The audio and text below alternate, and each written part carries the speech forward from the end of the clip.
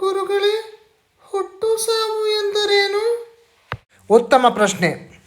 ಪ್ರತಿಯೊಬ್ಬ ಮನುಷ್ಯನಿಗೂ ಹುಟ್ಟು ಸಾವಿನ ಬಗ್ಗೆ ತಿಳಿಯುವ ಅತಿ ಅವಶ್ಯಕತೆ ಇದೆ. ಕಾರಣ ಸಾವು ಭಯ ಕಾರಣವಾದರೆ ಹುಟ್ಟು ಅಹಂಕಾರಕ್ಕೆ ಕಾರಣವಾಗುತ್ತದೆ. ಇದರ ಸೈಕಾಲಜಿಯನ್ನು ಅರಿಯಬೇಕಾದರೆ ವಿದ್ಯಾರ್ಥಿಗಳು ಇದನ್ನು ತಿಳಿಯುವುದು ಅತಿ ಅವಶ್ಯಕ. ದೇವರು ನಿರಾಕಾರಿ, ಅವನನ್ನು ಹಿಡಿಯಲು ಸಾಧ್ಯವಿಲ್ಲ.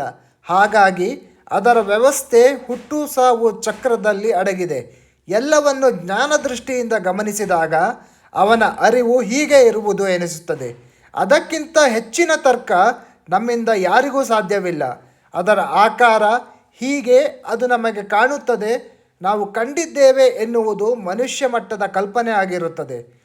ಹುಟ್ಟು ಒಂದು ಪುಣ್ಯವಾದರೆ ಸಾವು ಶಾಂತಿಯಾಗುತ್ತದೆ. ಹುಟ್ಟು ಎಂದೂ ತಿಳಿಯುವುದಿಲ್ಲ, ಸಾವು ಎಂದೂ ತಿಳಿಯುವುದಿಲ್ಲ. ಇದರ ಬಗ್ಗೆ ಭಯವನ್ನಾಗಲಿ ಇಟ್ಟುಕೊಳ್ಳದೆ, ಅಹಂಕಾರವನ್ನಾಗಲಿ ಇಟ್ಟುಕೊಳ್ಳದೆ, ನಿರ್ಭಯವಾಗಿ ಮತ್ತು ಸತ್ಯದಿಂದ ಬದುಕುವುದೇ ನಿಜವಾದ ಜೀವನ ಎಂದು ವಿದ್ಯಾರ್ಥಿಗಳಿಗೆ ತಿಳಿಸಲು ಇದರ ಜ್ಞಾನ ಅತಿ ಅವಶ್ಯಕವಾಗಿರುತ್ತದೆ.